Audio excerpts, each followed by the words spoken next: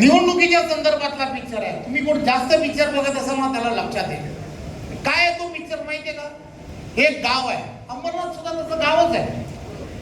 या अंबरनाथच्या गावामध्ये निवडणूक आहे आणि या निवडणुकीमध्ये लोक घाबरत आहेत मतदान करायला. कोणाला करावं, काय करावं, कारण लोक समोरची तशी आहेत, त्यामुळे लोक घाबरत आहेत. तर त्यावेळेला असं होतं की एक म्हातारा माणूस, ती रेष अशी दाखवली आहे पूर्ण सफेद अशी रेष, आणि त्या सफेद रेष आहे, त्या सफेद रेषेवरती काठी टेकत टेकत टेकत ते आजोबा आहेत, ते आजोबा ती रेष पूर्ण करतात. ते जातात आणि काय करतात, ज्याला योग्य माणूस आहे ना त्याला जाऊन मतदान करतात.